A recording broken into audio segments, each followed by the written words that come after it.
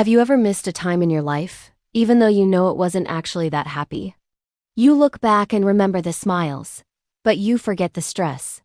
You recall the feeling of warmth, but not the pain that was there. It's a strange feeling, right? Why do our minds do this? Let's break it down and make it easy to understand.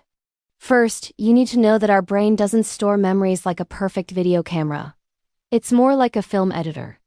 As time passes, our brains tend to edit our memories, and guess what gets cut out first? The painful details. They fade much faster than the emotional highlights, the good feelings. What's left behind is a simplified, softer version of the past one that feels safer and more pleasant than the actual reality. This is why the past often seems so much better in hindsight than it really was. It's not the real version. It's the director's cut. On top of that, think about the present and the future. The present can be chaotic and uncertain. The future is a complete unknown, and that can be scary. But the past? It's done.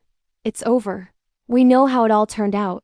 Even if parts of it were difficult, it feels familiar and predictable. Our brains are wired to find comfort in familiarity. So often, what we really missing isn't the pain or the struggle, it's the certainty of knowing what happens next. We miss the feeling of knowing the ending to the story. Another key factor is emotional distance. When you're right in the middle of a difficult situation, your mind is in survival mode. You're just focused on getting through it.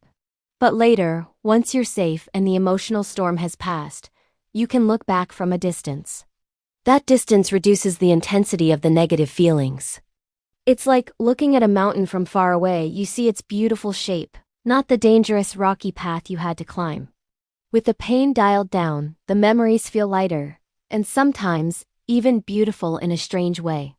This act of romanticizing the past is often a powerful coping mechanism. It's our mind's way of protecting us.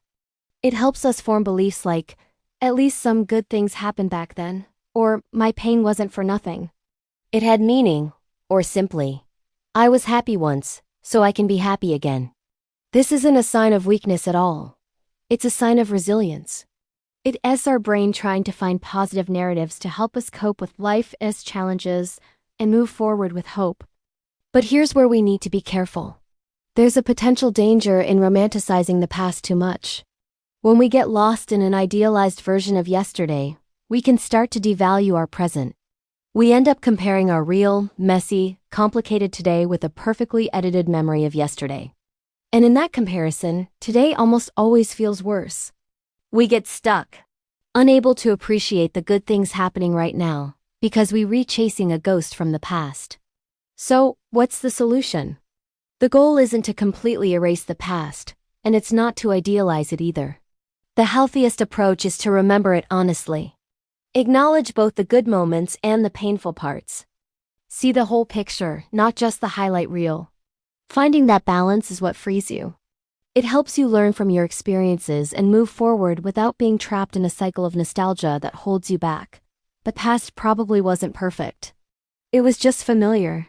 And understanding that simple truth makes it so much easier to let go.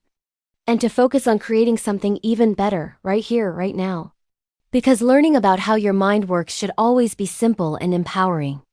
Thanks for watching.